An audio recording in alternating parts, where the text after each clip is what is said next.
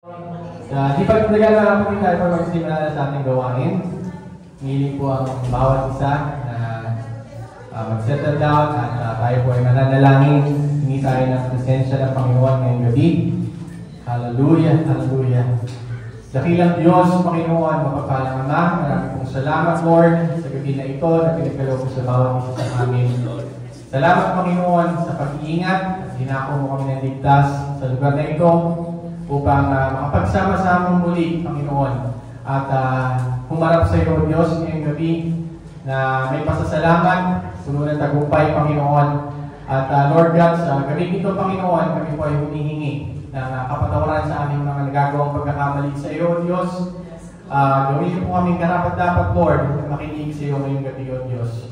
Panginoon, kami po ay humihingi ng iyong presensya na kumilos sa apat na sulok ng lugar na ito, Panginoon. Ihiling po namin, Lord, na kayo pong maglangis sa lahat ng mga tao na gagamitin mo ngayong gabi. Sa aming harapan, itago sila, O Diyos, sa iyong likuran. At ikaw lamang, Panginoon, ang makita. Ikaw lamang ang aming maramdaman. Ikaw lamang ang aming maitaas ngayong gabi, O Diyos.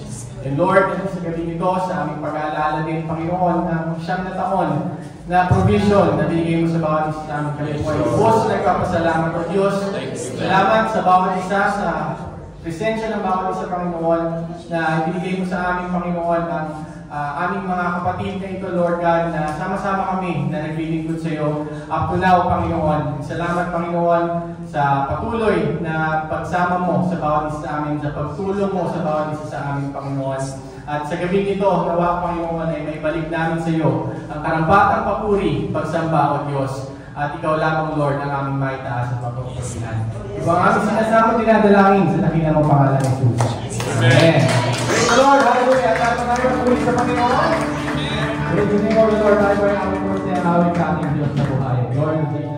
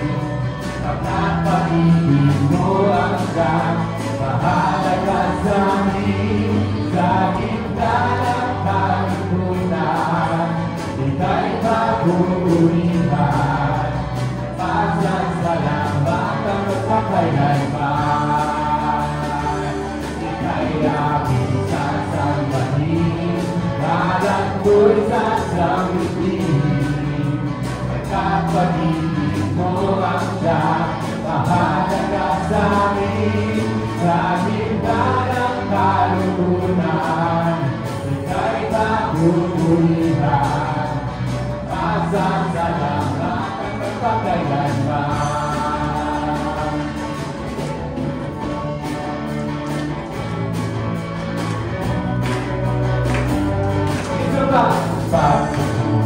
ipagsalita kahit sa'yo lamang.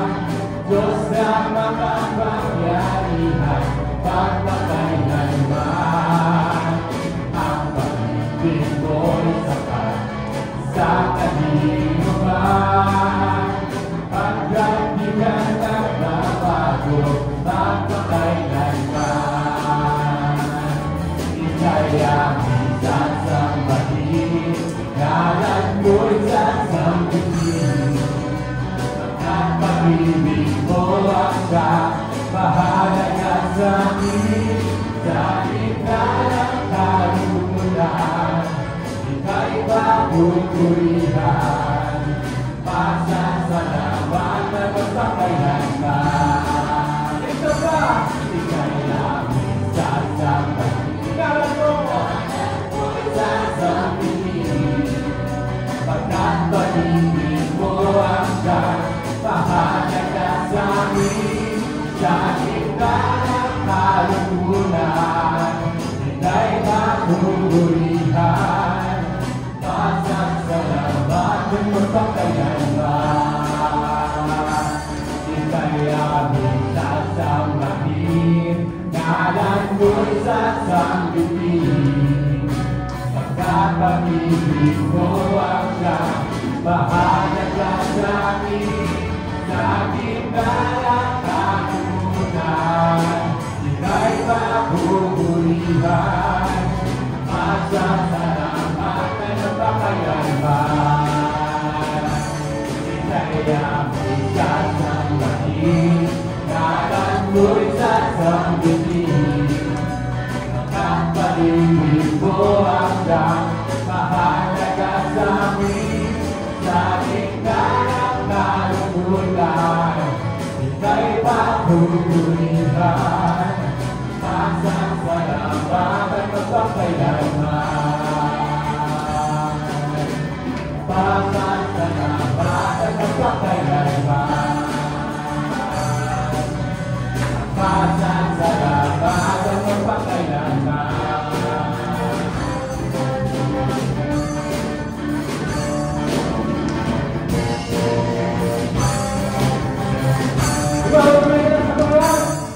May kailangan ng saya, may buhat sa piling ng Diyos. Sapagkat di hanggang puso ay nagkalaho. May awit, may sayaw, at mabuti para sa Diyos. Kahatid ng puso, pinagbalan ng lubos. Ay mabayabaan, handog niya ay kagalakan, handog niya ay kalakasan. Sa bawat puso na papagat, ganyan ang awit ng papuri, awit na pasasalamat, at ang awit ng pagsamba. Para kanino? Para sa Kanya.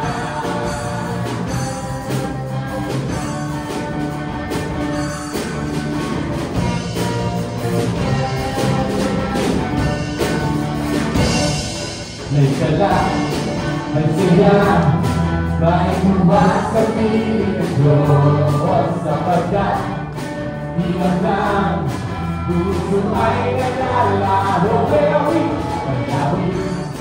may sayaw, at papuri para sa Diyos. Natin ng puso, pinagpalan ng lubos. Handog na ay nagbayabaan, handog na ay naglalakan, handog na ay naglakasan. Sa bawat puso na pamagat, ganyan ang awit ng papuri, awit ng magsasalamat, at ang awit ng pagsamba.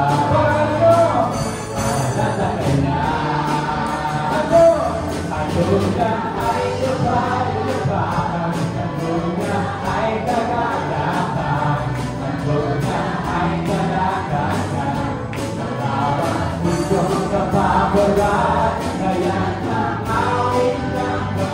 papuri, awit ng pasasalamat at ang awit ng pagsamba. Para sa Kanya, harapin mo pa, ang buong niya ay kapagabaan, ang buong niya ay kagalakan, ang buong niya ay kalakasan. Sa bawat mundo na papagaan, kaya ng awit ng papuri, awit ng pasasalamat at ang awit ng pagsamba. Para lang sa Kanya.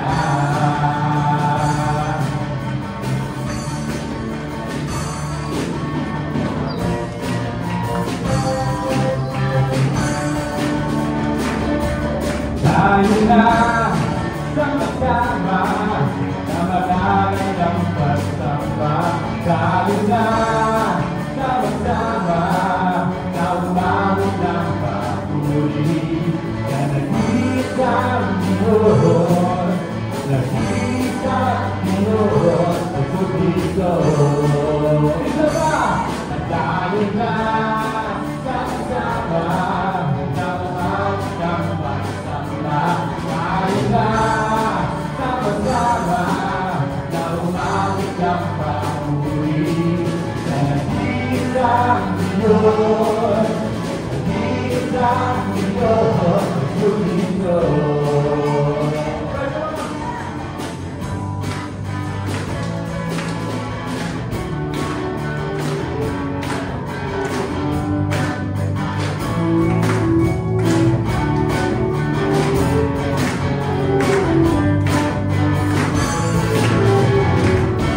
Okay, sarap magpuri, sumamba sa ating Diyos.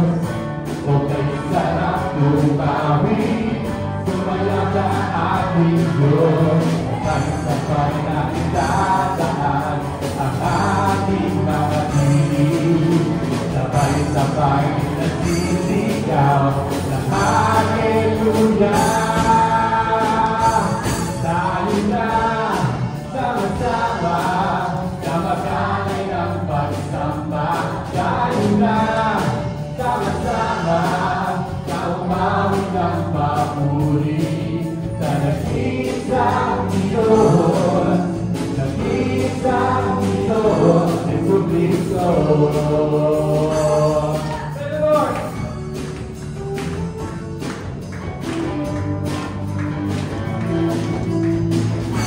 O kayo sarap manatili sa presensya ng ating Diyos. O kayo sarap manatili sa ating Diyos. Ang ating mga tinig, sabay-sabay na sisigaw ng Hallelujah. Tayo na sama-sama na magmalay ng pagsamba. Sama-sama sa nag-iisang Diyos, nag-iisang Diyos, nag-iisang Diyos, Diyos. At tayo na sama-sama na magmalay ng pagsamba. At tayo na sama-sama na umawit ng papuri. Sa nag-iisang Diyos, nag-iisang Diyos, Jesucristo. Tayo na sama-sama na magalay ng pagsamba. Tayo na sama-sama na magalay ng papuri. Na nag-iisang Diyos, nag-iisang Diyos, Jesucristo.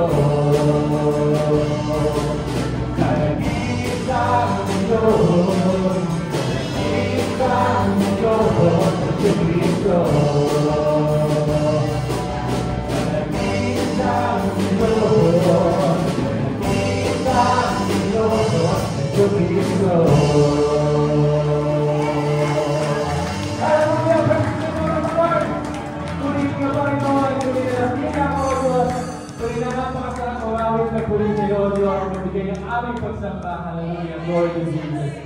Praise the name of the Lord. Purihin na ating Panginoon.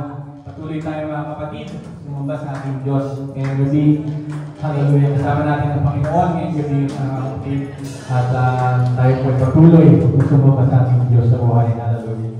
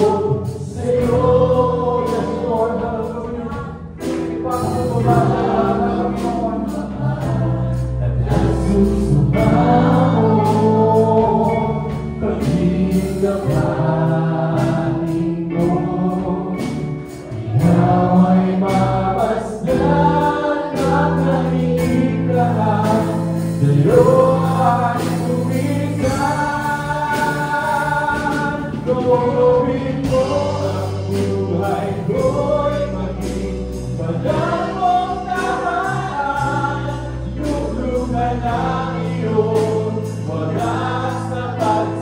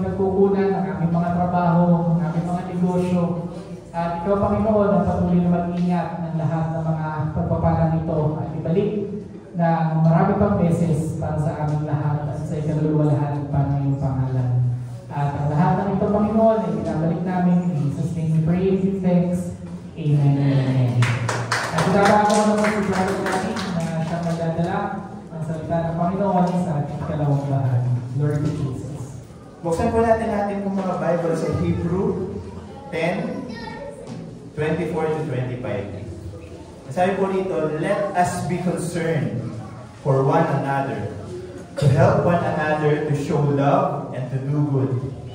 Let us not give up the habit of meeting together as some are doing. Instead, let us encourage one another all the more, since you see that the day of the Lord is coming nearer. Ang pag-uusapan po natin ngayon, mga kapatid, is how do I increase my capacity to love others? Okay? So actually, lahat po ng yung series natin ito, simula po nung April. Simula nung April, nung Sunday ng April. Diba? Lahat yun, nabanggit na lahat eh. Di ba? Actually, wala na tayong ibang pag-uusapan. Di ba? Kasi lahat ng yun is paraan kung paano lalaki yung capacity natin kung paano magmahal. So I pray mga kapatid na makapag-ambag pa ako sa inyo. Di ba? Ngayong gabing ito, na mga paraan kung paano pa mag-i-increase yung capacity natin upang mahalin yung ibang mga tao. Amen? So manalangin po tayo. Father God in heaven, in the name of Jesus, maraming salamat sa araw na ito, sa gabing ito, at salamat Lord sa mga bagong experience na ipinaranas niyo po sa amin. Salamat po Panginoon na mayroon kaming opportunity na makasama ang aming mga kapatiran and to pray for each other. Thank you so much Lord. At nawa, sa gabing ito, patuloy na tubuan niyo po kami, patuloy na mag-enlighten po kayo sa amin, and I pray Lord na bigyan niyo po kami ng enjoyment sa pakikinig na inyo po mga salita. Ilayo niyo po sa amin ang Espiritu ng Antok in the name of Jesus. Pagpos Lord, hayaan niyo po na ma-enjoy po namin yung moment na ito na kami ay mag-aaral at makikinig ng inyo po mga salita. Mahusad kayo sa amin, mag-instruct po kayo sa amin, and dalangin ko po Lord na ang inyo pong lingkod na gagamitin niyo sa pulpitong ito ay itago niyo po sa inyo pong lingkuran at kayo po ang magsalita para sa Kanya. Give Him authority, give Him clarity, Lord, sa lahat po ng mga sasabihin niya sa oras na ito. At ang inyong pong hope, ang inyong pong glory nawa ang makita sa oras na ito. Maraming salamat po, Lord. In Jesus' name we pray. Amen. Amen. Sige po, makakabalik po tayo sa ating mga upuan. Praise the Lord. Hallelujah. Naniniwala po ako mga kapatid that following Jesus is the most important decision na magagawa natin sa ating pong mga buhay. Amen. Naniniwala po mga kapatid, based na rin mga kapatid sa akin pong testimony, based po sa mga nangyari sa aking pong buhay mga kapatid, naniniwala ko na yung desisyon ko na sumunod sa Panginoon ang isa sa mga pinaka-importante, pinaka-the best na nangyari sa aking buhay mga kapatid. At kasunod nito mga kapatid is yung pinili kong pakasalan yung babaeng asawa ko ngayon. Kasi naniniwala ako mga kapatid na isa po sa mga pinaka-importanting decision na magagawa ng isang tao is yung namili siya ng Diyos at namili siya ng tamang partner. And naniniwala ako mga kapatid na hit ko naman yung dalawang yun. Amen. So, praise the Lord, di ba? Kasi naniniwala talaga ako mga kapatid that following Christ is the most important decision na magagawa natin sa ating mga buhay. Amen? At naniniwala rin ako mga kapatid na ang pagsunod natin sa Panginoon, may kasunod na pagpapala. Amen. Amen? Sabi po sa John 10:10 mga kapatid, the thief comes only in order to steal, to kill, and to destroy. And sabi dito, I have come in order that you might have life, and life in all its fullness. So ibig sabihin mga kapatid, yung pagsunod natin sa Panginoon, hindi ka lang niya bibigyan ng buhay, bagkus full life. Kumbaga parang hindi lang existence yung ibibigay sa atin ng Panginoon, kundi masaganang buhay. Di ba? Ang tawag po ng iba dito, sabi po, based po sa aking pag-aaral, ang tawag po ng iba dito is yung Zoe life. Zoe life. Ibig sabihin ng Zoe life, hindi ka lang blessed sa isang aspect ng iyong buhay, bagkus blessed ka sa lahat ng aspeto ng iyong buhay. Yun yung isa sa mga blessing na matatanggap natin kapag tayo ay nagdesisyon na sumunod sa Panginoon. So ibig sabihin mga kapatid, hindi na importante na nung nagsimula tayong sumunod sa Panginoon, hindi na importante kung ano man yung mga nakaraan na meron tayo. Hindi na importante mga kapatid, yung past natin. Kumbaga, yung past natin, hindi na siya makaka-apekto doon sa kasalukuyan natin. Kasi yung grace at yung mercy ng Panginoon, siya na yung magko-cover doon sa lahat ng mga past sins natin, sa lahat ng mga limitasyon na meron tayo, at sa lahat ng mga weakness na meron tayo. Amen? Hindi ba kayo natutuwa doon? Kasi parang kung sinasabi ko, nakagano kayo sa akin, parang galit pa kayo sa akin. Di ba? Isa pa sa mga maganda dito mga kapatid, na nung nagsimula tayo na sumunod sa Panginoon, ibig sabihin, talagang pinatawad tayo sa lahat ng ating mga kasalanan. Di ba? At sabi dito mga kapatid, that what you did on the past is not make you who you are today. Ibig sabihin, your past does not define your future. Kung ano man yung ginawa mo na nakaraan, kinalimutan na yun ng Panginoon. Amen? At hindi na yun makaka-apekto sa kung ano yung meron ka ngayon. Hindi na yun magiging, yung kung ano man yung past mo, hindi na yung threat dun sa hinaharap mo. Sapagkat pinatawad ka na ng Panginoon. Nilinis ka na ng Panginoon. 2 Corinthians 5:17, lahat ng tumanggap kay Kristo ay bago na, nilalang. Wala na yung kanyang dating pagkatao, siya ay bago na. Di ba ang gandang news nun? That's a very good news to each and every one of us.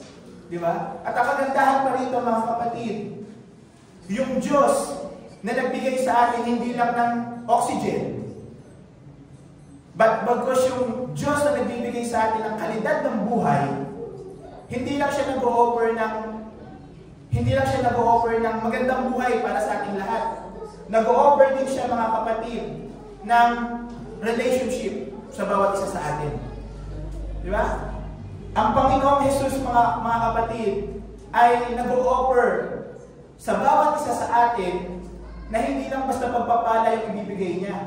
Bagkus nag-o-offer din siya ng relationship sa bawat isa sa atin. Di ba? Sinabi niya dun sa kanyang mga unang disciple na kanyang pinili, dun sa Mark 1:17, sabi niya, Come with me, and I will make you fishers of men.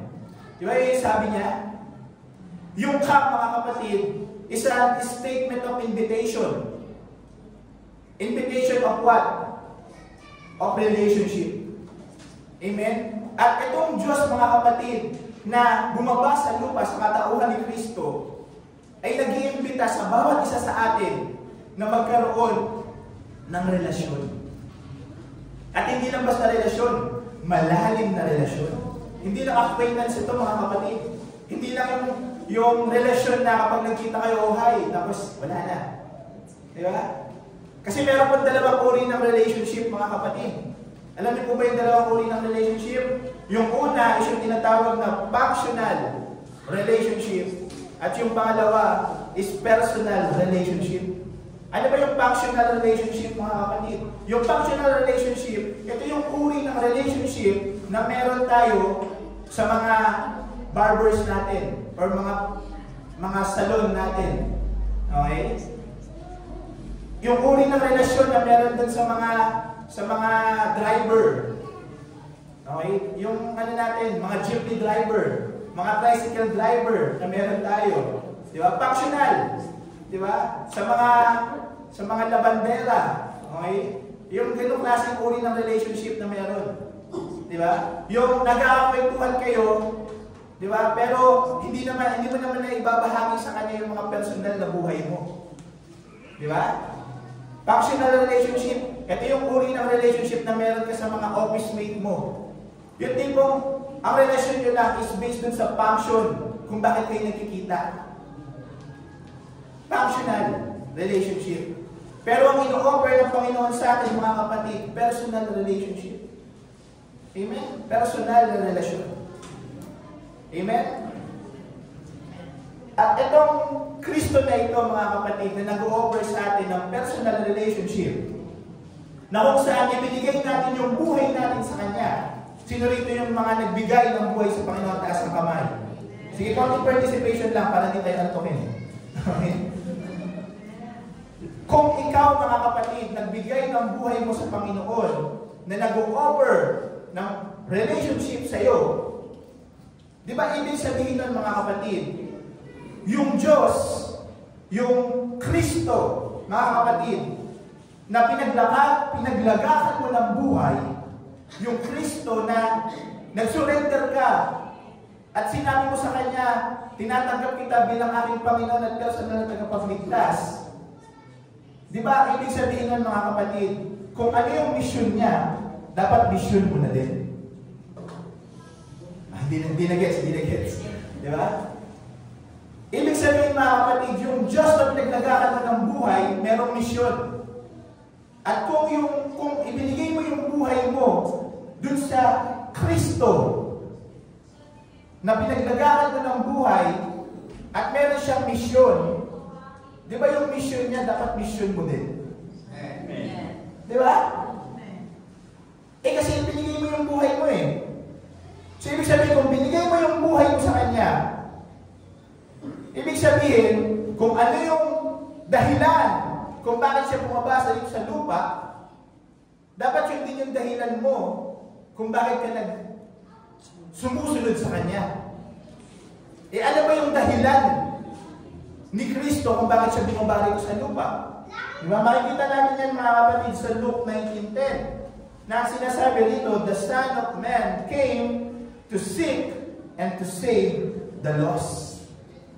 So ibig sabihin mga kapatid, kung importante sa Diyos, kung importante sa Panginoon, kung importante kay Kristo yung lahat ng tao, dapat importante rin sa atin lahat ng tao. Amen. Amen.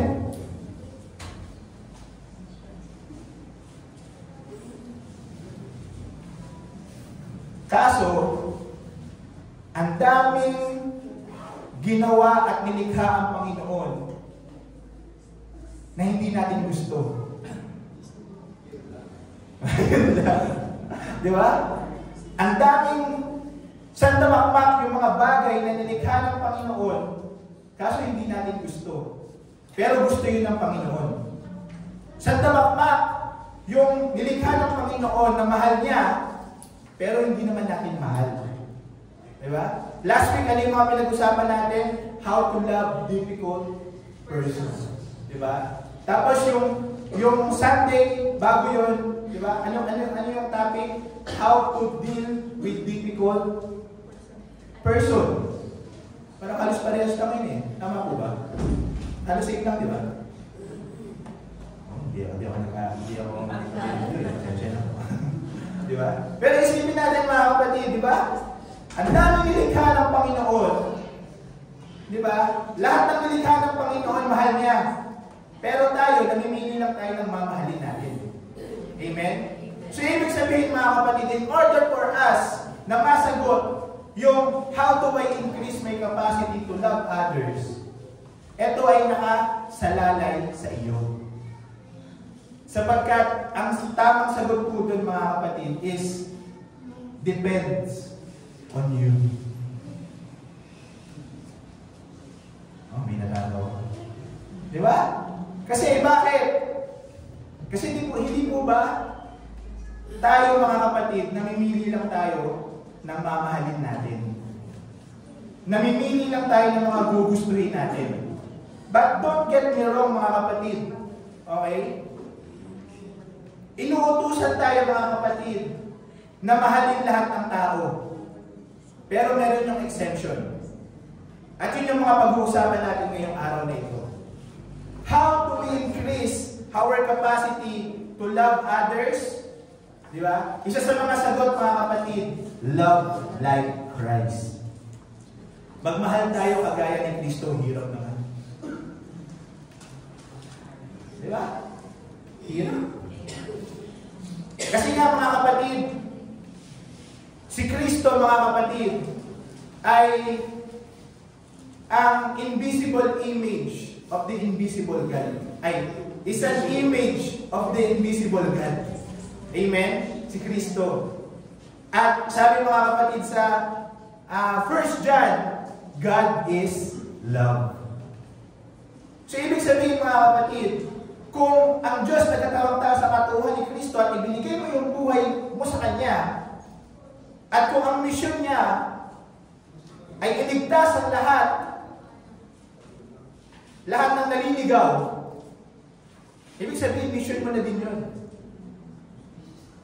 So, ibig sabihin, mga kapatid, ang sagot para madagdagan yung capacity natin to love others, mga kapatid, is to imitate how love Christ. Kung paano magmahal ang Panginoon. Amen? Sa ating mga buhay. Kaya nga, yun nga, doon papasok mga kapatid, There are people that you don't like. There are people that you don't love. But all these people is loved by God. Amen? Kaya yung kapasidad natin na magmahal, talagang nakadepende yan sa'yo. Kasi namimili tayo ng mga mamahalin. Amen? Namimili tayo. Pero meron ba tayo nakita sa Bible na namili ang Diyos ng mamahalin niya? May namili si Kristo ng mamahalin niya. Di ba? So yun yung mga pag-uusapan natin ngayong gabi ito. Sabi po sa Acts 10:34-35, mga kapatid. Si Peter merong naging realization, mga kapatid.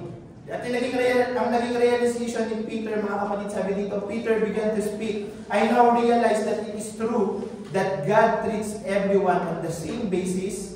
Those who fear Him and do what is right are acceptable to Him, no matter what race they belong to. So, ibig sabihin, mga kapatid, God is not a respecter of persons. Talagang ang Diyos hindi nagtatangi ng tao. Amen? At yung Diyos na pinaglagakan natin ng buhay, kung hindi nagtatangi ng tao, dapat ganun din tayo. Di ba? So, ibig sabihin, sa pamamagitan ng mga kapatid ng ganong mindset, magkakaroon tayo ngayon, mga kapatid, ng magkakaroon tayo ngayon ng foundation kung paano may increase yung capacity natin na magmahal. Pag sinabing capacity, mga kapatid, di ba? Ito yung paglalagyan natin ng pagmamahal. Kasi kung dati, mga kapatid, hindi ka pa Kristiyano, hindi ka pa naglilikod sa Panginoon, ang kaya mo lang mahalin yung mga kaibig-ibig. Pero ngayon, tinanggap mo ang Panginoon, wala kang magagawa. Sabi nga sa Bible, kahit nga kaaway mo, dapat mong mahalin. Hirap naman. Di ba? Paano yun? Di ba? Kasama kasi doon, mga kapatid, doon sa mga dapat nating mahalin, yung mga kapitbahay natin na hanggang alas 3 ng madaling araw nagbibidyoke. Di ba? Kasama doon, mga kapatid, yung mga kaibigan natin, mga kapatid, na mabait kapag kaharap. Tapos may maririnig kang, di ba? Fake news pag wala na. Paano mamahalin yung ganit tao? Di ba? Sabi dito, how to increase our capacity to love others. Diba? So, mga kapatid, yan na. Sabihin mo sa kaliwat kanan mo, ready ka na. Ikaw na yung magiging topic.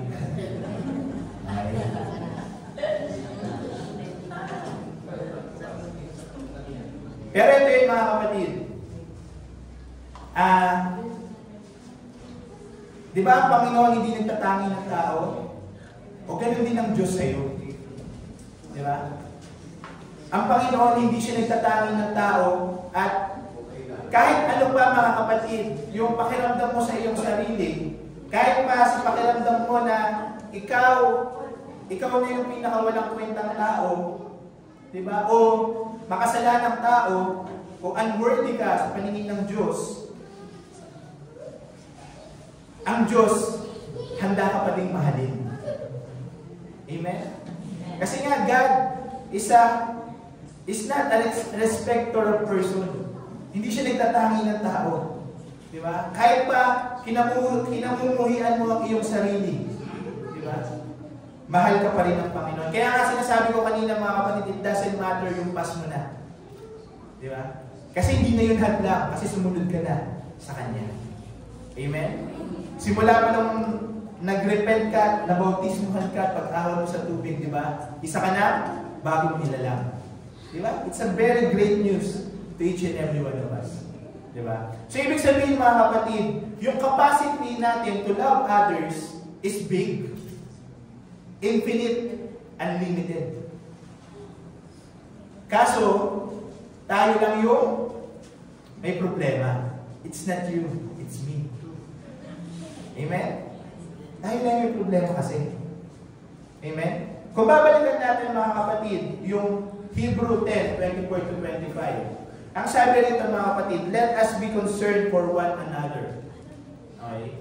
Pag sinabing let us be concerned for one another, di ba? Ano ba yung sinasabi dito mga kapatid? What we should be concerned for one another. Ano ba ito mga kapatid?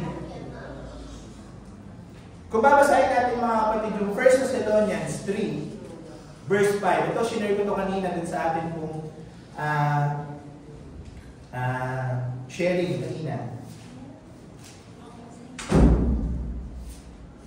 Kung makapansin natin mga kapatid, ito pong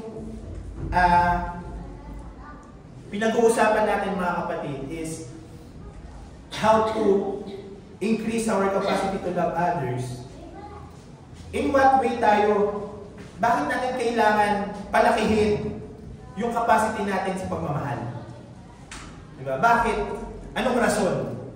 Bilang mga Kristiyano, mga kapatid, naniniwala ako mga kapatid na isa sa mga reason kung bakit kailangan natin i-increase yung ating capacity to love others, mga kapatid, ay dahil dito mga kapatid sa sinabi ni Apostle Paul sa mga taga-Thessalonians.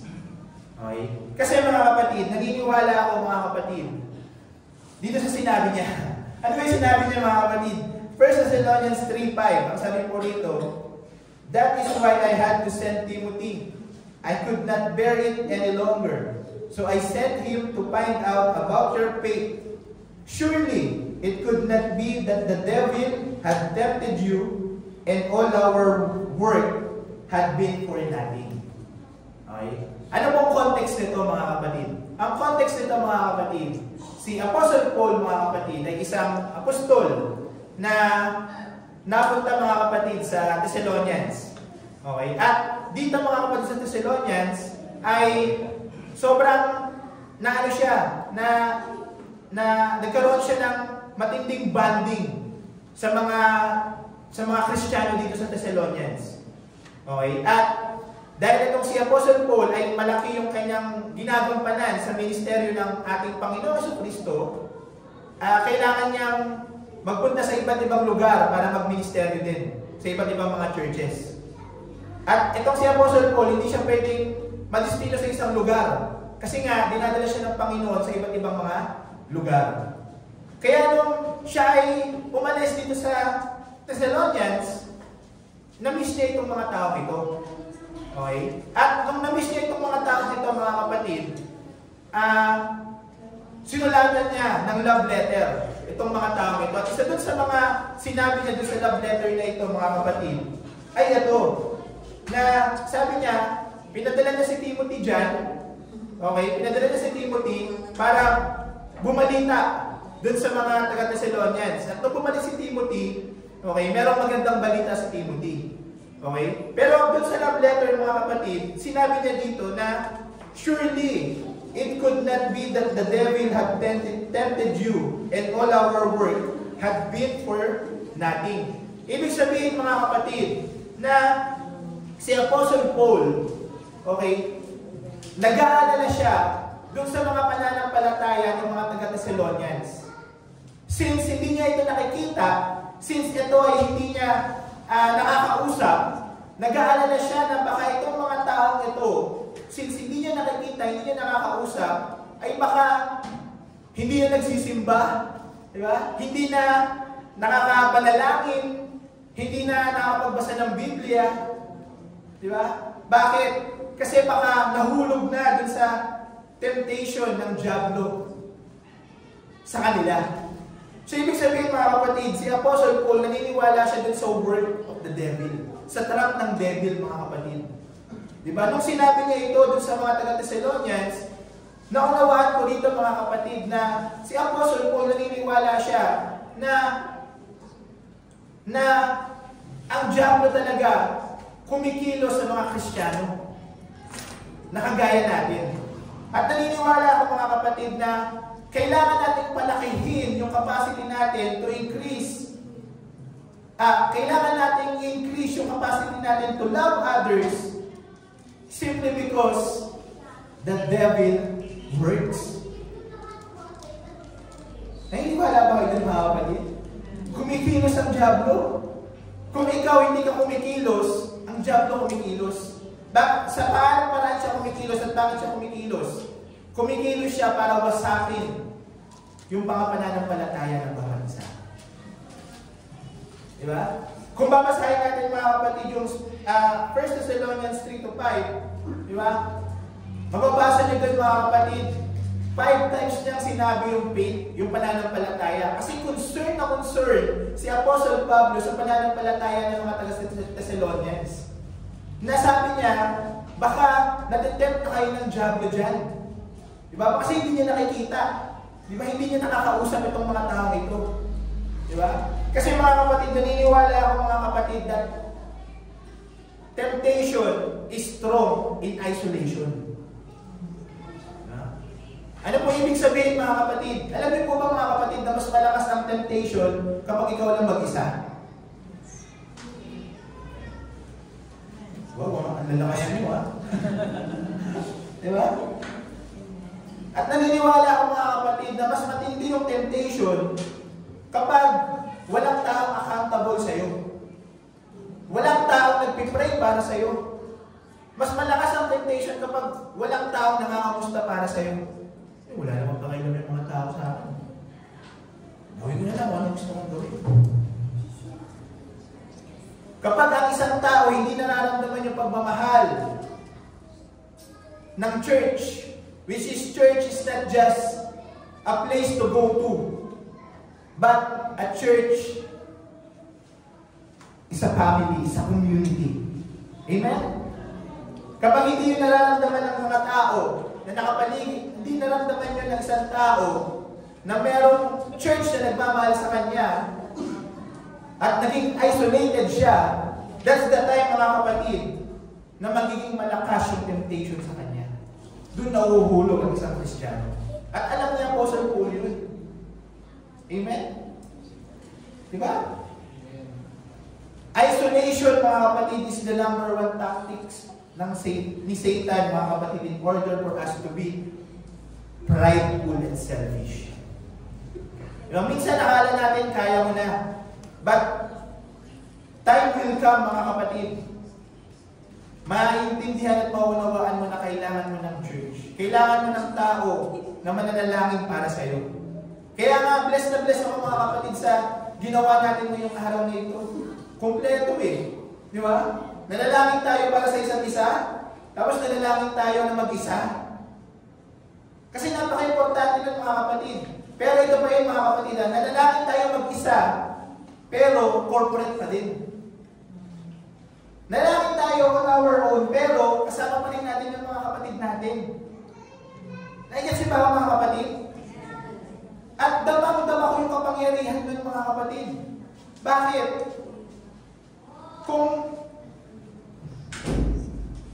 Kung kayo po mga kapatid ay nananalangin dun sa inyo pong kanya-kanyang mga tahanan, alam ko, nararamdaman nyo yung difference nung ginawa natin panalangin kanina. Iba. Di ba? Oo, nananalangin ka, tinuruan naman tayo ng Panginoon na mag-isa, di ba? Tinuruan tayo ng Panginoon na mag-pray in private, tumulong in private. Di ba? Wala namang masama na mag-isa. Di ba? Tinuturuan tayo ng Panginoon, pero iba pa rin talaga mga kapatid yung meron kang kasama na manalangin, maglingkod at mag-serve sa Panginoon, mag-worship sa Panginoon. Amen? Di ba? May kapangyarihan talaga siya, pero pag ikaw lang mag-isa, di ba? Na parang hirap niyang labanan. Di ba? Iba talaga ang nagagawa ng corporate. Di ba? Corporate worship, corporate prayer. Di ba? So, ito yung isa sa mga pinaka-importante mga kapatid. In order for us to increase our capacity to love others, we need to choose the right community. Sabihin nyo nga po, community. Diba? We need to choose the right community. Bakit? Diba? Sabi ko nga sa inyo kanina mga kapatid, diba? We are called to love everybody, but we need to choose our community. Naniniwala ako mga kapatid, yung community mga kapatid, ito yung product of who you are right now. Naniniwala ba kayo mga kapatid na sabi po rito mga kapatid, you are a product of at least 5 person around you. Naniniwala ba kayo doon? Di ba? You are a product of 5 person around you. So, ibig sabihin mga kapatid, para mag-increase mga kapatid yung ating capacity to love others, napaka-importante mga kapatid ng right community. Why? Kasi sa totoo lang mga kapatid, yung ating pong pagmamahal nag-i-increase mga kapatid, or yung ating pong paglago sa pananampalataya natin sa Panginoon, nakakailangan talaga siya ng collaboration, at saka ng connection, at saka ng fellowship. Iyon. Di ba? Kasi hindi mo mag-i-increase mga kapatid yung ating pong mga pananampalataya o yung ating pong pagmamahal sa ibang mga tao kung ikaw at ikaw lang din. Di ba? Di ba sabi kanina ng preaching kanina, encourage one another. Di ba? Paano mo i-encourage yung iba kung ikaw lang mag-isa? Di ba? Ano yung encourage? Encourage mo. Di ba? Encourage one another, ikaw lang naman mag-isa. Di ba? How do you encourage one another? Naniniwala ako mga kapatid. Di ba, during pandemic, ang hirap i-encourage ang one another, ikaw lang mag-isa. Di ba? Oo, nakatingin ka sa online, sa Facebook. Di ba? Nanonood ka ng live. Pero may nag-click. Di ba? Oh, Shopee, di ba? Diba? Tapos merong message na lalabas. Diba? Hindi mo matitiis yun. Kasi nandun na habang nanonood ka ng live, mag-notify. Diba? Oo, maganda yun. Diba? Corporate eh. Diba? Pero ikaw lang mag-isa. Diba? Hindi mo matitiis eh. Diba? Na hindi pindutin eh. Tapos babalik ka lang. Diba? So, ibig sabihin mga kapatid, isolation mga kapatid, maganda siya na matapang ka, maganda siya na kaya mo mag-isa. Diba? Pero hindi yun yung will ng Panginoon sa bawat Kristiyano mga kapatid. Kahit nasa mission kahit nasa mission field hindi hinayaan ng Panginoon, di ba, na merong mag-isa na mag-mission. By twos. Nais ba natin mga kapatid? So, ibig sabihin mga kapatid, you cannot survive on your own. At hindi lalawak, hindi lalaki yung pagmamahal natin kung mag-isa at mag-isa ka lang. Di ba? Kasi may mga Kristiyano mga kapatid, di ba, ganun yung pananaw sa kanyang pagiging Kristiyano. Hindi, okay lang, ako mag-isa. Tapos ako sa simbahan na hindi nila namamalayan. Lalabas din ako na hindi nila namamalayan. Ang tawag ko doon, Kristyanong pusa. Yun yung pakasal ko kay Gladys parang ako Kristyanong pusa. Kasi minsan, di ba, darating siya, hindi namamalayan. Tapos naalis, hindi namamalayan. Parang ako Kristyanong pusa. Alam naman yun. Kaya pagkapanood mo ito So, special mention kasi birthday ko niya sa 25. 26 na pala ngayon. Birthday ko na kahapon. Diba? Birthday na kahapon. Diba? So, isipin niyo yung mga kapatid. May mga ganang Kristiyano. Sanay mag-isa. Diba? At gusto nag-iisa. Pero hindi yun yung kalooban ng Panginoon sa atin, mga kapatid. Diba? Hindi mag-i-increase yung pagmamahal mo kung ikaw lang mag-isa. Diba? We need someone na magiging accountable para sa atin. Amen? At para sa iyo din. Diba? So, yun. We need to choose the right community. And congratulations. Alam ko ang bawat isa sa atin is nasa right community. Amen. Pwede mo ba natin palakpakan ng Panginoon?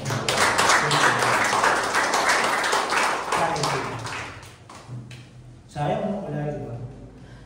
Nasa community kaya sila?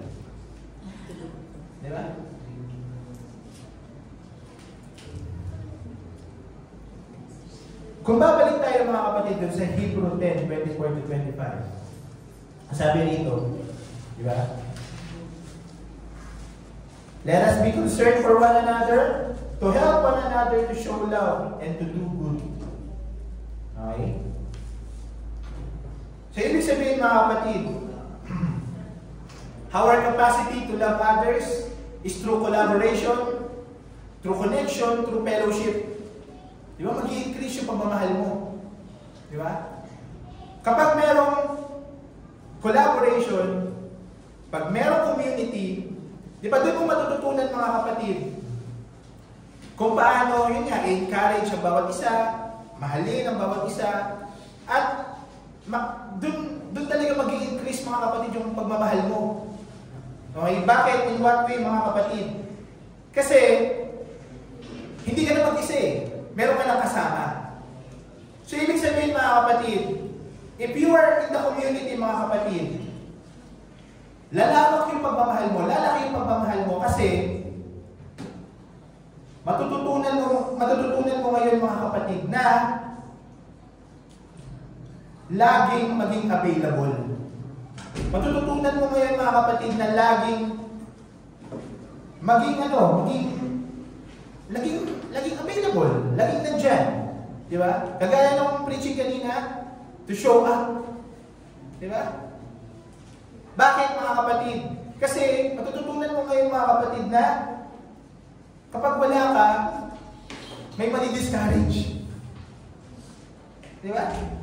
Kaya, yung pagmamahal mo mga kapatid mag-i-increase sa paraan mga kapatid na kailangan dapat lagi ako nandoon.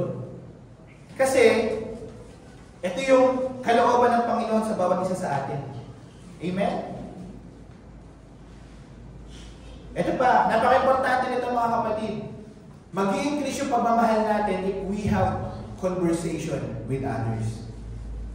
Diba? The more na meron tayong nakakausap na mga kapatiran, the more na meron tayong nakakausap mga kapatid na mga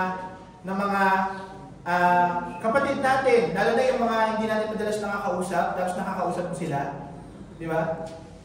Through conversation, mag-i-increase yung pagmamahal mo sa ibang mga tao. Amen? Kaya huwag natin nahayaan mga kapatid na yung relationship natin sa ating mga kapatid ay nanatili lang na hi, hello, kamusta? Minsan na mga kapatid, yung statement na kamusta, ano na lang siya eh, parang ano lang siya, basta ano lang, kamusta? Pero kamusta, tapos hindi naman, hindi, kamusta? Parang kamusta lang, statement na kamusta, tapos wala lang. Di ba? Dapat sila ng kamusta, di ba? Maghihintay ka ng sagot. Kamusta? Tapos maglilipat na sa kabila. Kamusta? Di ba? Parang yung kamusta, parang ano na lang eh. Expression. Di ba? Hindi talaga siya, walang sincerity. Di ba yung kamusta? Pero subukan natin yung kamusta na may sincerity. Di ba? Kamusta ka na? Di ba? Naalala mo ng mga kabataan pa namin nila siya, yung simpleng kamusta. Pag sinabi mo lang, kamusta? Iiyak na agad eh. Di ba? Dati ganun kami. Ano, kamusta ka na? Teacher ko eh. Diba? Pero ngayon kasi iba eh. Diba? Iba na yung panahon natin ngayon, no? Yung panahon natin ngayon, ini-involve na mga kapatid yung panahon natin ngayon, there is a rise of individualism. Na sinasabi lagi ng mga tao, go girl, kaya mo yan. Diba? You can do it on your own. Diba? Tapos piniplex pa. Diba? I'm a self-made multi-millionaire. Gano'n. Diba? Individualism. Diba? Pero wala namang self-made. Diba? Wala namang self-made. Diba? Kasi di mo magagawa kung walang tumulong sa'yo. Diba? Pero yung the rise of individualism right now is sobrang taas na kung saan sinasabi nila hindi importante ang community. Diba? Pero sa totoo lang, we need community. Now more than ever. Now more than ever. Diba? We need community. Di ba? Kasi sinasabi nga dito, malapit na dumating ang Panginoon. Diba? Gusto mo madatnan ka ng Panginoon na mag-isa isolated sa isang lugar, di ba? Na hindi naglilingkod kasama ang mga kapatid. Di ba?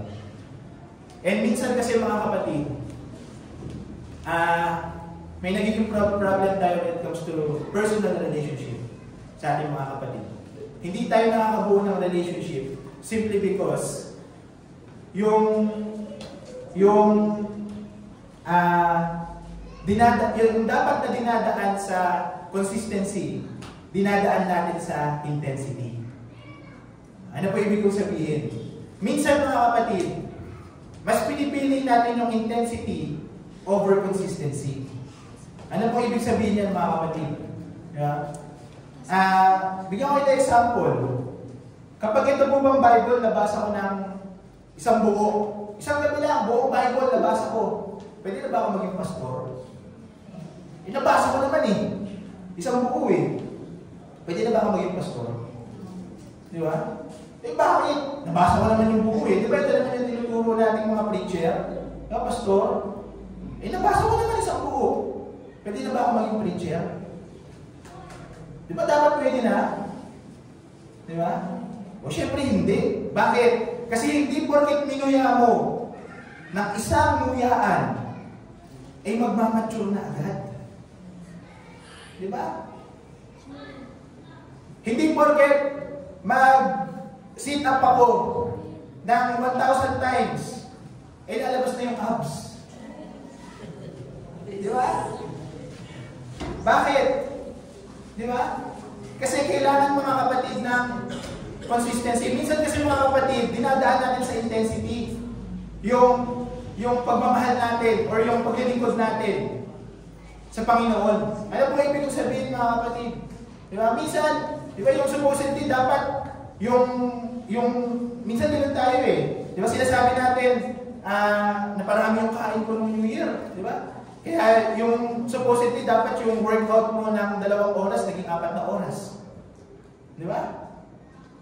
Kasi dinadaan mo sa intensity. Pero nag-work ba yung ganun? Di ba? Minsan importante mga kapatid na meron din talagang consistency. Kasi yung Diyos na pinaglilingkuran natin ngayon, pinaglilingkuran natin dito sa loob ng simbahan mga kapatid. Yung Diyos na pinaglilingkuran na pinaglabakan natin ng buhay mga kapatid, is a God of consistency. Di ba? Sabi po din sa Hebrew 13:8, Jesus Christ is the same yesterday, today, and forever. Consistent. Ano pong ibig sabihin mga kapatid?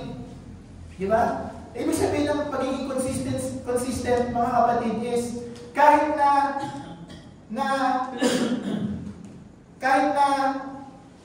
paano ba explain ko? Ganito na lang mga kapatid. Diba sinabi ko sa inyo mga kapatid na meron akong asawa. Di ba? May asawa talaga ako. Di ba? At sinabi ko sa aking asawa, sabi ko, Mami, ang magiging setup ng relationship natin ganito 364 days. Okay. Ano tayo, kanya-kanya. For example lang, kanya-kanya. 364 days, kanya-kanya tayo sa loob ng isang taon. Pero, yung isang araw, sa ating dalawa, isang araw, ano tayo, 24 hours naman tayo magkasama. Tapos, pagkatapos nun, kanya-kanya na tayo. Tingin niyo po ba may magtatagal yung relationship namin pag gano'n? Di ba? Minsan mga kapatid, ganun yung ginagawa natin sa paglilingkod natin sa Panginoon. Di ba? Dinadaan natin sa intensity na yung dapat na dinadaan natin sa consistency. Ano ba ibig sabihin mga kapatid? Okay lang naman mga kapatid na maglingkod ka sa Panginoon or i-meet mo yung mga kapatiran mo at least paunti-unti. Di ba? Magbigay ka lang ng time. Di ba? At least once a week. Di ba? Kaysa naman yung pag nagkikita lang kayo, di ba? Di ba? Kung kailan lang kayo magkita,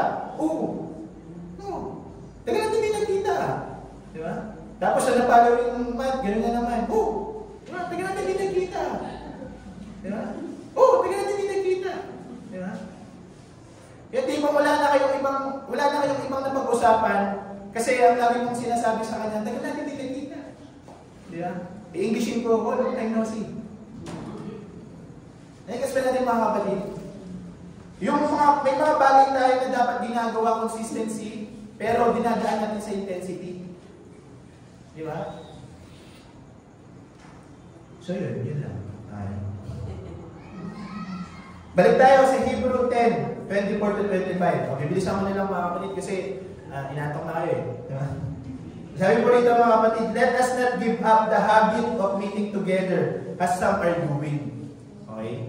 So sabi po rito mga kapatid, let us not give up the habit of meeting together as some are doing. Ulitin ko lang mga kapatid, let us not give up the habit of meeting together. Ulitin ko mga kapatid, let us not give up the habit of meeting together. Okay. Ibig sabihin mga kapatid, consistent. Consistency. Habit of meeting together. Kailan kayo nag-meet? Kailan tayo nag-meet? Diba? Kailan nag-meet? Kaya hindi nagkakaroon ng love for others, mga kapatid. Hindi lumalaki yung love for others kasi walang habit of meeting together. Amen? Walang habit of meeting together. Diba? Sali ka every Thursday, magkakaroon ka ng habit of meeting together. Manalangin tayo sama-sama. Amen? Nagkakaroon tayo ng habit of meeting together. So, subukan makita ng mga kapatid, nag-i-increase ang inyo po pagmamahal sa ibang tao. Amen? Sabi pa rito mga kapatid, paano ba yung ginawa ng early church? Paano ginawa ng early church mga kapatid yung habit of meeting together? Paano ginawa? Okay. Sabi rito mga kapatid, Acts 1:13 hanggang 15. Okay. By the way mga kapatid, yung early church, sino ba yung mga early church mga kapatid? Yung unang simbahan. Diba? Yung unang simbahan mga kapatid, ito yung mga disciples.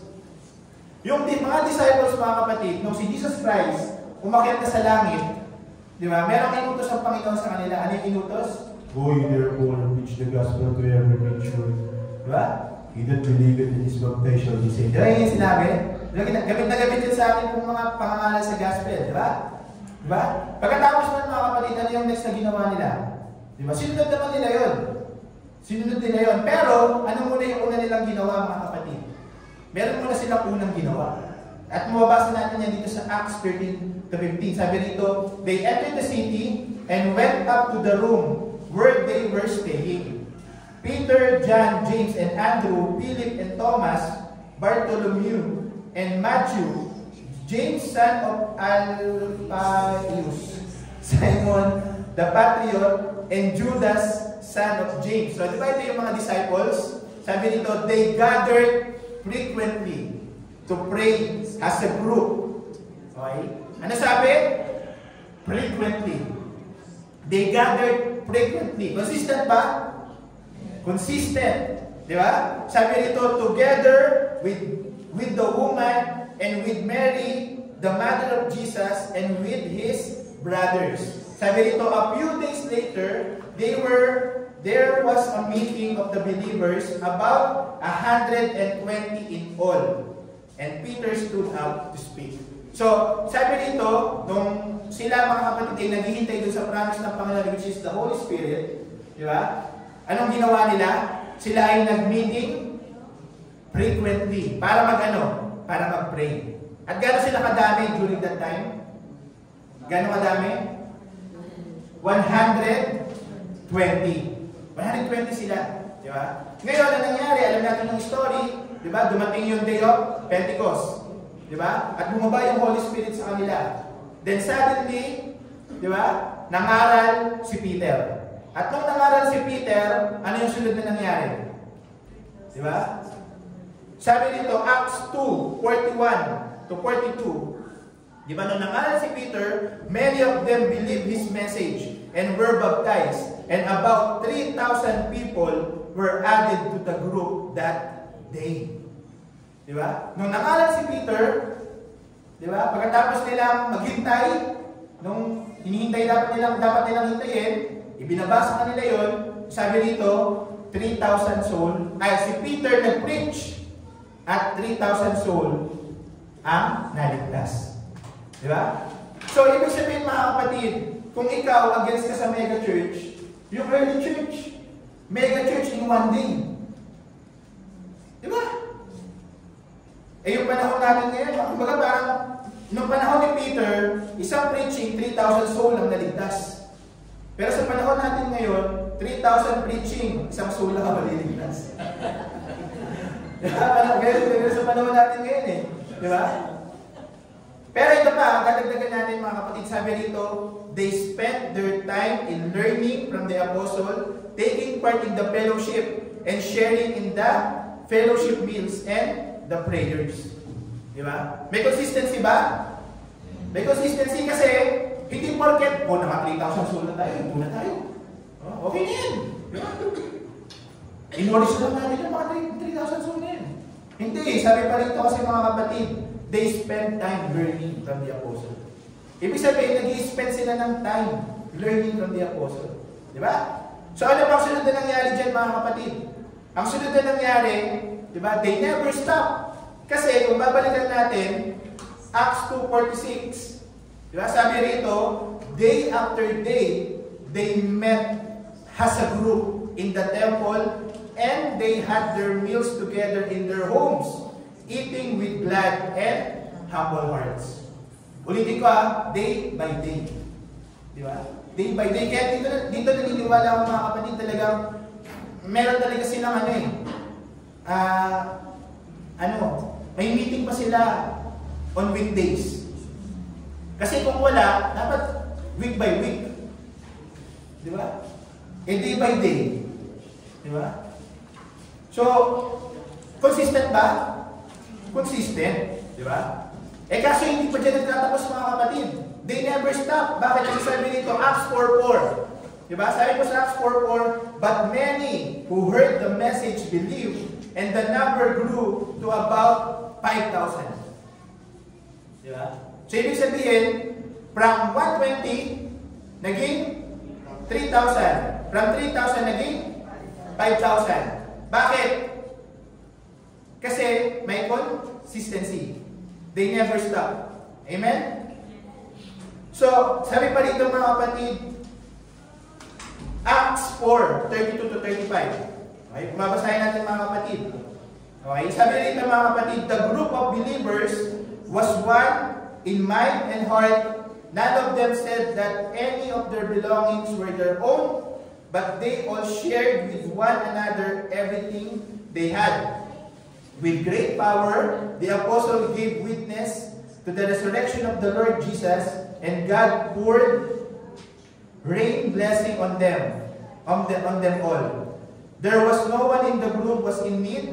Those who own fields or houses, who sell them, bring the money received from the sale and turn it over to the apostle, and the money was distributed according to the needs of the people. Okay? Hindi ko naman sa pinagbibenta ko po yung mga ari-arian niyo. Okay? Hindi naman po ganun. Pero ang pinapakita nito mga kapatid is yung consistency. Ano yung consistency mga kapatid na makikita at matututunan natin dito? True consistency mga kapatid ng meeting together. Di ba? Ano yung makikita natin dito? Mag-i-increase yung pagmamahal natin. Di ba? Bakit? Kasi they are meeting together mga kapatid. Natutunan nila ngayon na na magbahagi na kung ano yung meron sa kanila. Di ba? Nag-increase ba yung capacity to love for others? Di ba? Nag-increase eh. Di ba? And sabi dito mga kapatid, yung increase na yan mga kapatid, sabi pa dito mga kapatid, consistently meeting together increases our capacity to love others. Then once our capacity to love others, our actions and our life will become different. Magbabago mga kapatid. Di ba? Yung ating pananaw, kasi consistently. Di ba? And naniniwala ako mga kapatid, if we are also consistent mga kapatid sa ating pong mga fellowship, Di ba? Hindi ka naliliban sa mga gawain. Di ba? Ikaw ay umaattend. Di ba? Consistently. Naniniwala ako talagang maglalaki yung pagmamahal mo eh. Di ba? Yung capacity mo to love. Unang-una sa Panginoon, mag-iiba. Yung action mo mag-iiba. Kung dati, hindi ka nagta-tights, tutunan mo rin kung paano mag-tights. Di ba? Kung dati hindi ka marunong mag-share, matutunan mo kung paano mag-share. Di ba? Kung dati hindi ka marunong mag-pray in public, consistently meeting with one another, di ba? Matutunan mo kung paano magmahal, kung paano mag-pray in public. Di ba? So napaka-importante nun mga kapatid. Di ba? Kaso hindi pa siya natapos. Di ba? Acts 5:14. Di ba? Sabi pa rito mga kapatid, but more and more people were added to the group. Sino yung group mga kapatid? Yung 120. Di ba? Na naging 3,000. Na naging 5,000. Kaso dumami sila ng dumami. Sabi rito, but more and more people were added to the group, a crowd of men and women who believed in the Lord. So dumami na. From 120, naging 3,000, naging 5,000, hanggang sa dumami na, hindi na kayang bilangin, kaya crowds na lang. Dami.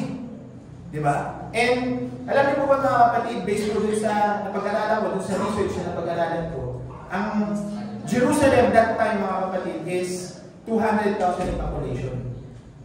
At alam niyo po ba mga kapatid na ang mga apostles, ang mga disciples mga kapatid, okay, in 25 years time, okay, na-convert nila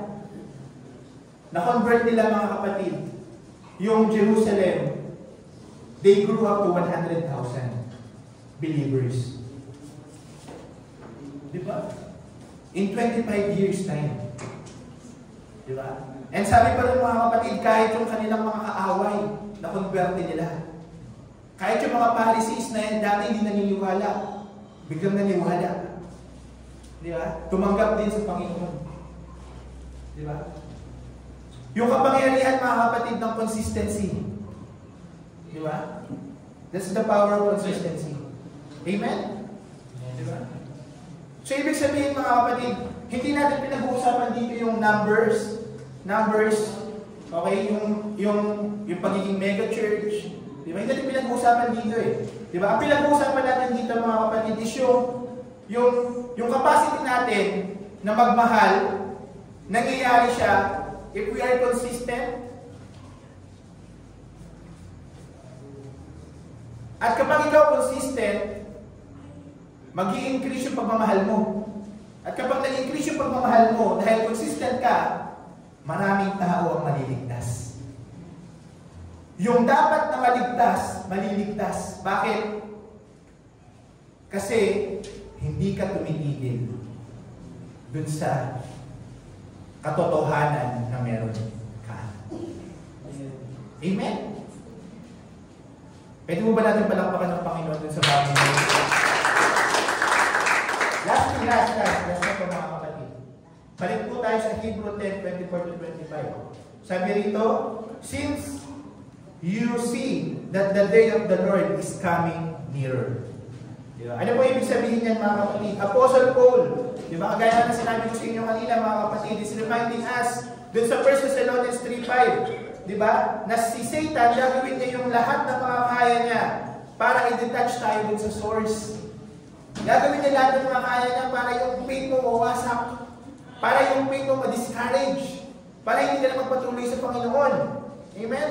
At sabi pa rito mga kapatid, in the last days, talagang gugulo at gugulo yung mundo. Amen? Matthew 24:12. Sabi dito, such will be the spread of evil, that many people's love will grow cold. Diba? Ano pinag-uusapan natin? Capacity. How to increase our capacity to love others. Pero sabi dito, on the last days, yung pag-ibig ng mga tao, manlalamig. Diba? Ano ba yung panahon natin ngayon? Di ba? Last days. Di ba? Pinag-uusapan natin kung paano mag-i-increase yung capacity natin na magmahal sa ibang tao. Pero sinasabi dito, di ba? On the last days, yung pagmamahal ng mga tao manlalamig. Di Di ba? Ano pa mangyayari? 2 Timothy 3:1-5. Sabi nito, remember that there will be a difficult times in the last days. Ulitin ko, anong panahon natin ngayon? Last days. Di ba? At sabi dito, sa last days, there will be difficult times. Di ba? Sabi dito, people will be selfish, greedy, boastful, and conceited. They will be insulting, disobedient to their parents, ungrateful, and irreligious. They will be unkind, merciless, slanderers, violent, and fierce. They will hate the good. They will be treacherous, reckless, and swollen with pride. They will love pleasure rather than God. They will hold to the outward form of religion, but reject its real power. Keep away from such people. Sinasabi sa atin ng Biblia, mga kapatid, na itong mga bagay na ito is certain. Pansin nyo, sinabi niya, on the last days, ito yung mangyayari. Ibig sabihin, certain. Certain, mangyayari. Diba? Walang sinabi dyan na maybe, diba? Suddenly, diba? Walang sinabi na ganun eh. Walang sinabi na, pwedeng mangyari. Walang sinabi na ganun. Diba? Ang sinabi nito, in the last days, ganito. Ibig sabihin, certain ang Bible na mangyayari ang mga bagay na yan. Amen? Naniniwala ako, mga kapatid, na hindi naman ako matandang-matanda na, no? Pero masasabi ko, mga kapatid, na I am old enough to experience some of the difficult times. Masasabi ko, mga kapatid, na I am old enough para masabi na talagang malapit nang bumalik ang Panginoon. Alam niyo po ba yung init na naranasan natin? Di ba? 52 degrees. Di ba? 59. Well, 59. Parang ibang balita yan na yung nakalagay sa Biblia yun, mainit ng mainit. Di ba? Magugunaw ang mundo sa init. Di ba? The world will be worse. And the world will be worsened. Worser. Basta worse.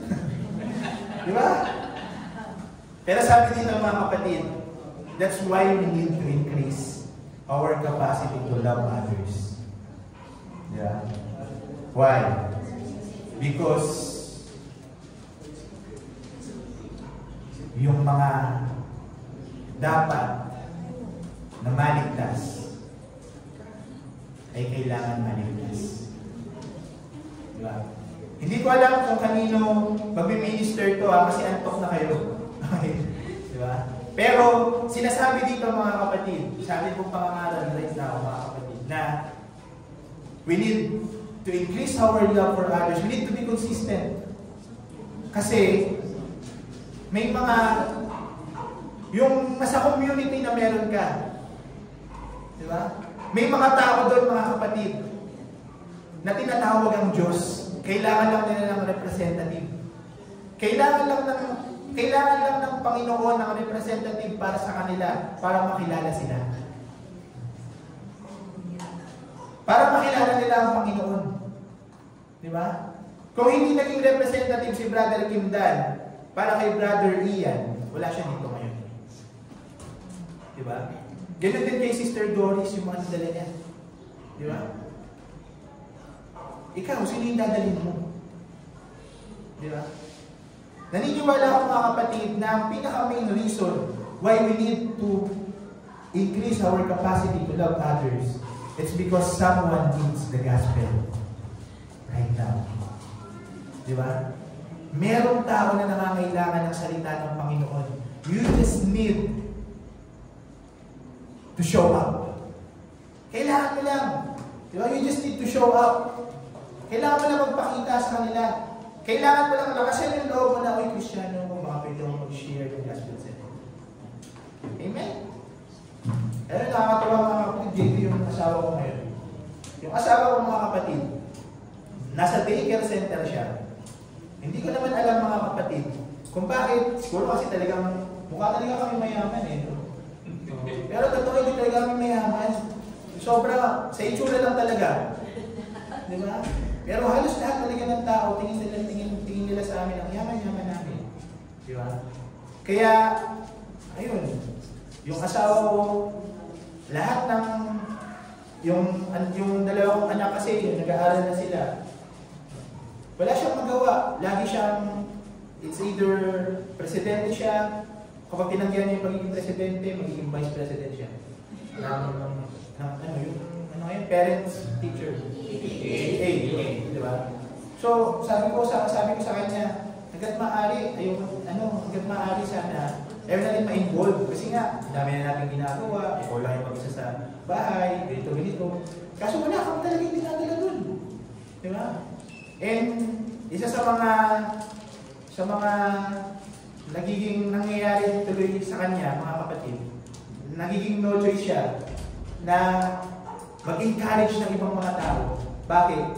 Kasi nga, since mukha nga kaming may kaya sa buhay, akala nila na nakakaaluan kami. So, akala tuloy nila na ano kami, kumbaga parang pwede kami masabihan ng mga ganitong problema nila, pwede kami utaman, pwede mga ganun. Di ba? Kaya lahat ng problema nila, nalalaman namin.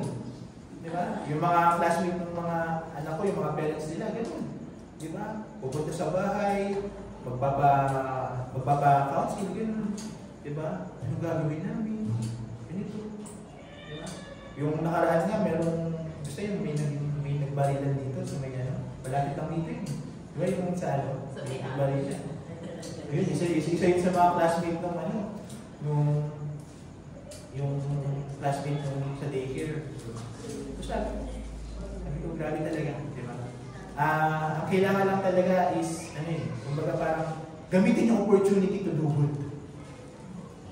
Di ba?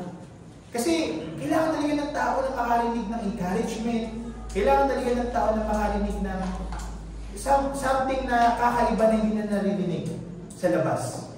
Di ba? And alam niyo po, yung asawa ko bago mo pananampalataya lang, pero ano po yun? Na nagugulat ako doon na nag-share sa akin si ganito. Diba? Yung asawa niya, ganito, ganyan. Basta, hindi ko na po din detalye lahat. Pero isa lang yung masasabi ko mga kapatid na connected sa ating po pinag-uusapan. Diba? Na yung community na kinabibilangan mo right now, kailangan nila yung community natin. Di ba? They need someone. The world is needing us to hear the gospel of truth.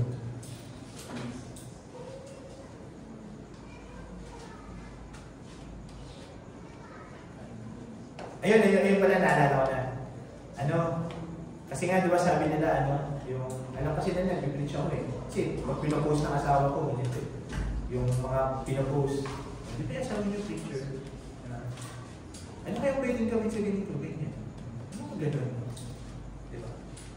O di ba? Sa panahon natin ngayon, hindi na nakakaya maging Kristiyano. Hanggang ngayon ba nahihiya pa rin tayo maging Kristiyano? Hindi na. Di ba? Nagpupuyat na nga tayo eh. Nahihiya ka pa ba? The world needs us. Di ba? That's why we need to increase our love. And we need to be consistent. Amen. Sa palakpakan po natin ng Panginoon, tayo ang mga kapatid kayo. Father God in heaven, in the name of Jesus, salamat po Panginoon sa iyong pong mga salita. Salamat po Lord sa lahat ng mga bagay na ginawa niyo po sa amin ngayong araw dito. Salamat po Panginoon, nagigising niyo po yung aming po mga spiritual na diwa, Panginoon. Salamat po Panginoon na kayo po ang nagparana sa amin ng inyong pong mga salita, Panginoon. Pinalalas niyo po sa amin ang inyong pong lisensya. Thank you. Thank you. Thank you so much, Lord. And dalangin ko po, Lord, na nawa, ang bawat isa, Lord, ay matuto kung paano pagmahal ng naayon, Lord, sa kung paano ka pagmahal sa amin, Lord. At dalangin ko po, Panginoon, na turuan niyo po kami, Lord, na mas ma-appreciate pa na kami ay blessed at mayroong pribilehiyo na sa dinami-dami ng tao kami yung nandito. Thank you so much, Lord, for choosing us to be your servant, Lord. Salamat po, Panginoon. And nawa po, Panginoon, ay gamitin niyo po kami sa ikakalaganan pa ng inyong mga salita, especially in these last days, Panginoon, na ang mga tao ay dinidiscredit ang inyong mga gawa. Pasama ang mundo. Lord, tulungan niyo po kami to stand dun sa gap, Panginoon. Help us, Lord, to become an intercessor. Bigyan niyo kami, Lord, ng courage, Lord, to stand dun sa faith na meron kami. That there is only one God, and that God is you. Jesus. Thank you so much, Lord. Thank you so much. At dalahan ko po, Panginoon, na sa lahat po ng aming pong mga